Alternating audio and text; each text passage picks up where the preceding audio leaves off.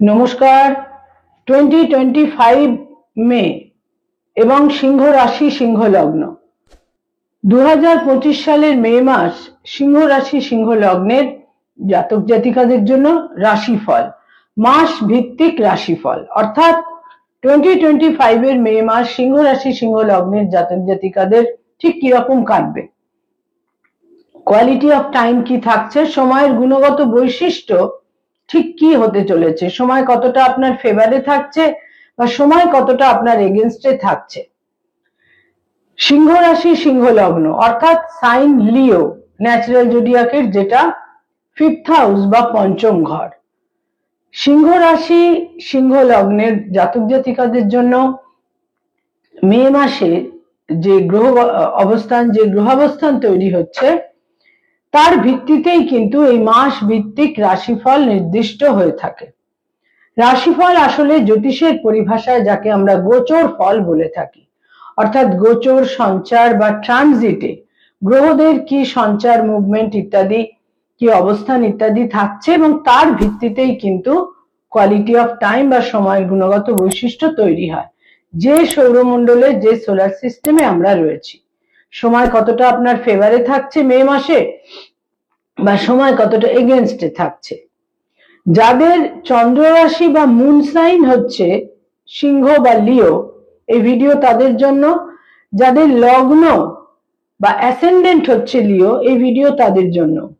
অনেকে রাশিকে ফলো করেন, অনেকে লগ্নকে ফলো করেন। অধিকাংশ মানুষই রাশিকে ফলো করেন, কিন্তু লগ্ন অত্যন্ত গুরুত্বপূর্ণ। লগ্ন সাপেক্ষেও কিন্তু অনেক বেশি সাযুজ্যও আপনারা বহু ক্ষেত্রে পেতে পারেন। আর যাদের রাশি লগ্ন উভয়ই সিংহ, অতি অবশ্যই সেক্ষেত্রে এই ভিডিও আপনাদের জন্য। সিংহ রাশি সিংহ লগ্নের জাতক জাতিকাদের জন্য 2025 এর মে মাস ঠিক কি ধরনের সময়কে আপনার সামনে নিয়ে আসছে।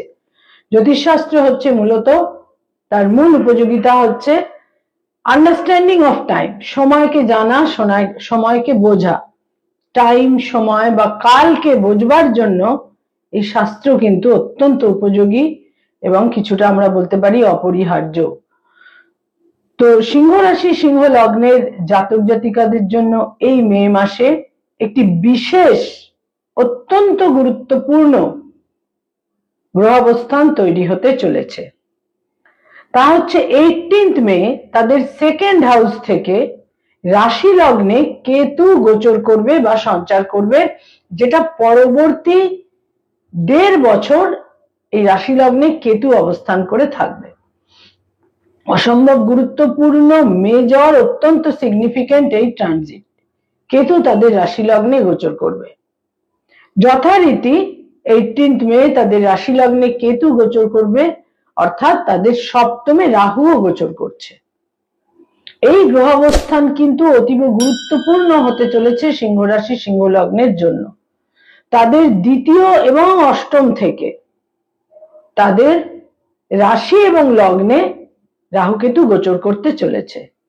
রাশি লগ্নের অধিপতি রবি প্রথম 15টা দিন তাদের 9th হাউসে থাকবে, নবমে, এবং 15th মে রবি চলে আসবে তাদের দশমে বা 10th হাউসে। এটিও অত্যন্ত গুরুত্বপূর্ণ একটি দিক তাদের জন্য তৈরি হতে চলেছে। 14th মে আরেকটি গুরুত্বপূর্ণ গোচর সিংহ রাশি সিংহ লগ্নের জন্য।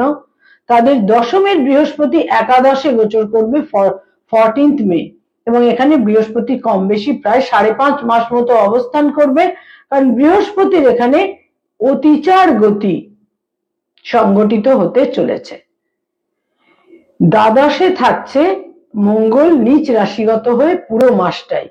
বুধ 7th মে তাদের ভাগ্যস্থানে গোচর করবে, অষ্টম থেকে নবমে 7th মে গোচর করবে, এবং এরপর 23rd মে বুধ সঞ্চার করবে তাদের দশমে বা 10th হাউসে।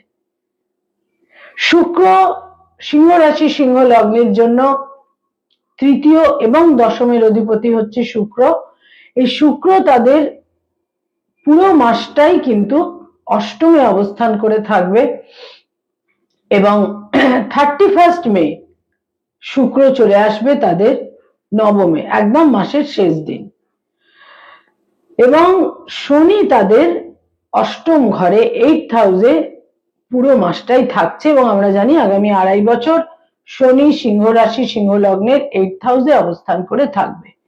এই হচ্ছে গ্রহাবস্থান সিংহ রাশি সিংহ লগ্নের জন্য মে মাসে। এবার এর ভিত্তিতে কি ধরনের ফলাফল তারা পেতে চলেছেন অর্থাৎ রাশিফল এই মে মাসের জন্য। প্রথমেই যেটা খুব গুরুত্বপূর্ণ দিক তা হচ্ছে শরীর স্বাস্থ্য বা হেলথের ক্ষেত্রে বিশেষ কোনো এই মে মাসে বিশেষ কোনো নেতিবাচক দিক কিন্তু থাকছে না।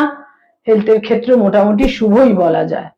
তবে যেটা খুব গুরুত্বপূর্ণ দিক তা হচ্ছে যে যারা দীর্ঘদিন ধরে কোনো হার্টের সমস্যায় ভুগছেন সেখানে গোলযোগ তৈরি হতে পারে, সেখানে সতর্ক থাকতে হবে। এবং যারা স্কিন সংক্রান্ত সমস্যায় ভুগছেন সেখানেও কিন্তু সতর্ক থাকতে হবে বিশেষভাবে। আয়ের ক্ষেত্র বা ইনকামের ক্ষেত্র, আয়ভাব বা ইনকামের ক্ষেত্র কিন্তু এই মে মাসের দ্বিতীয় ভাগ থেকে তাদের জন্য বিশেষ শুভ হতে চলেছে। বহু ক্ষেত্রে আয় বৃদ্ধি হবার সম্ভাবনা থাকছে।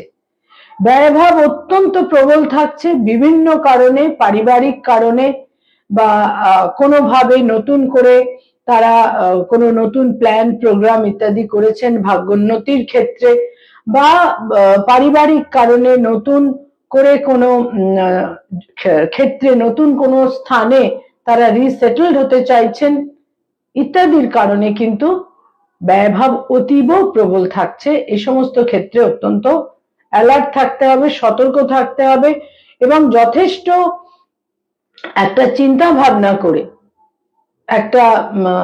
ভাবনা করে তাদের কিন্তু ব্যয়ের ক্ষেত্রে অগ্রসর হতে হবে। তা না হলে কিন্তু কিছু কিছু ক্ষেত্রে অর্থ নষ্টও হতে পারে, সে ব্যাপারে সতর্ক থাকতে হবে।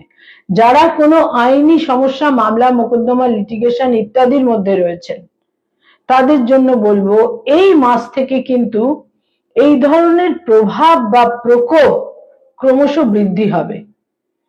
মামলা মোকদ্দমায় জড়িয়ে না পড়াই ভালো এবং মামলা মোকদ্দমার ক্ষেত্রে একটা ইন্টেন্সিটি এই মে মাসের দ্বিতীয় ভাগ থেকে কিন্তু বৃদ্ধি পেতে চলেছে। সতর্ক থাকতে হবে বিভিন্ন রকমের, সেটা ডাইভোর্স সংক্রান্ত মামলা মোকদ্দমা হতে পারে, সেটা কোনো স্থাবর সম্পত্তি সংক্রান্ত মামলা মোকদ্দমা হতে পারে, এমনকি কোনো ক্রিমিনাল অফেন্সের ক্ষেত্রেও কোনো লিটিগেশনের ক্ষেত্র কিন্তু থাকতে পারে। এ সমস্ত ক্ষেত্রে বিশেষ সতর্ক তাদের থাকতে হবে। এই ধরনের সম্ভাবনাগুলো এই মাসের দ্বিতীয় ভাগ থেকে কিন্তু বেশ প্রবল বা প্রকট হতে চলেছে। যারা পেরেন্টস, পিতামাতা, তাদের জন্য বলবো সন্তানের স্থান অত্যন্ত শুভ হতে চলেছে, বিশেষ করে এই মাসের দ্বিতীয় ভাগ থেকে, সেকেন্ড হাফ থেকে। লাস্ট 2 উইকস সন্তানের ক্ষেত্রে বিশেষ শুভ। সন্তান সম্পর্কে একটা স্বস্তি, একটা সন্তুষ্টি তাদের মনের মধ্যে থাকবে। সন্তানের সাফল্য, সন্তানের অ্যাচিভমেন্টের ক্ষেত্রেও 3rd উইক এবং 4th উইকে বিশেষভাবে থাকছে।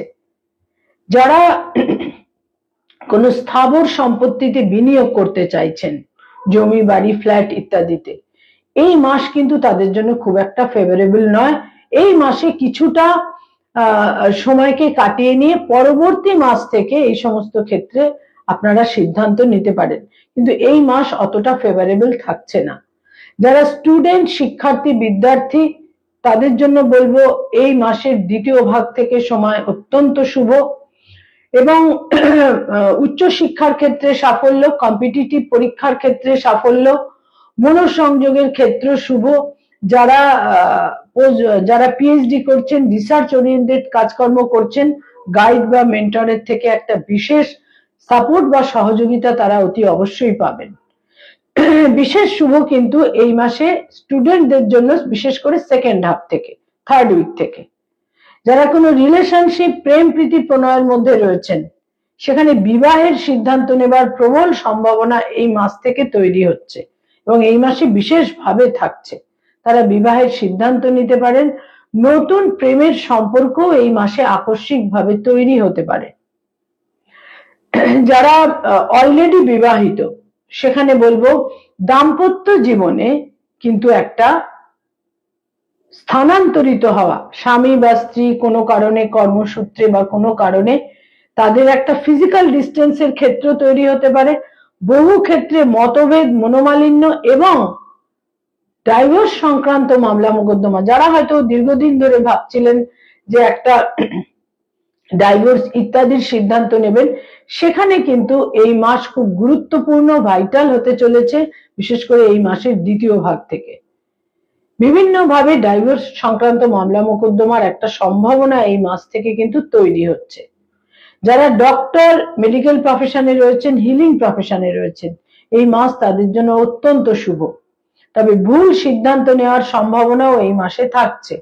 যারা অ্যাডভোকেট, লয়ার, আইনি পরামর্শ দিয়ে থাকেন, অতীব শুভ এই মাস তাদের জন্য।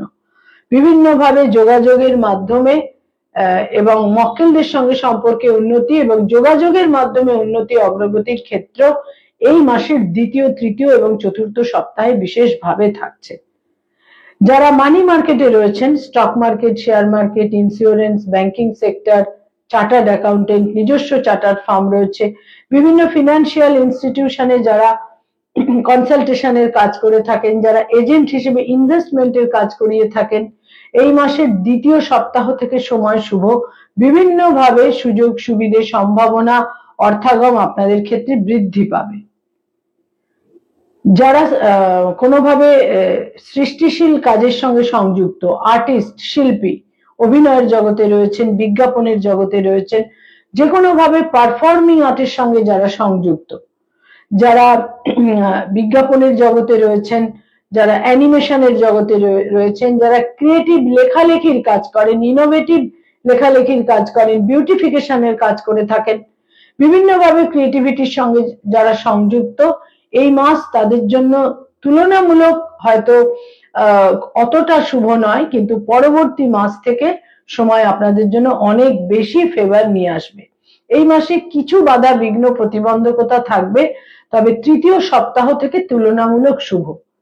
যারা সরকারি চাকরি করেন, গভর্নমেন্টের সঙ্গে কানেক্টেড হয়ে কাজকর্ম করেন, অত্যন্ত শুভ এই মাস আপনাদের জন্য। বিভিন্নভাবে আপনারা সময়ের ফেভার পাবেন, কিন্তু যে কোনো রকম কমপ্লিকেশন বা জটিলতা এই মাসের দ্বিতীয় ভাগ থেকে আপনাদের জীবনে একটা দীর্ঘমেয়াদী সময় নিয়ে কিন্তু তার একটা সূত্রপাত তৈরি হতে পারে, সে ব্যাপারে সতর্ক থাকতে হবে। যারা বেসরকারি ক্ষেত্রে কাজ করেন, আইটি সেক্টরে রয়েছেন, এই মাস আপনাদের জন্য শুভ।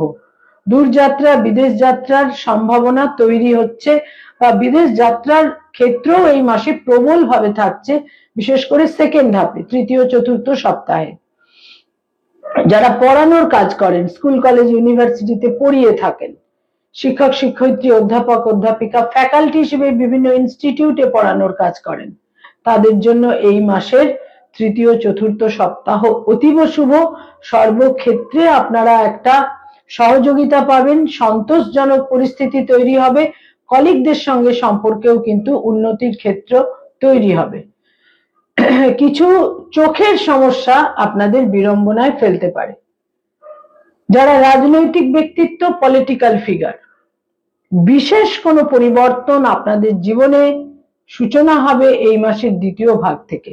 যারা ব্যবসা বাণিজ্য করেন, বিজনেস ওরিয়েন্টেড পিপল, বিশেষ সতর্ক থাকতে হবে। কোন রকম ইনভেস্টমেন্ট বা বিনিয়োগ করার ক্ষেত্রে এই মাসে বিশেষভাবে কিন্তু সতর্ক থাকতে হবে। দূরযাত্রা, বিদেশ যাত্রার সম্ভাবনা থাকছে।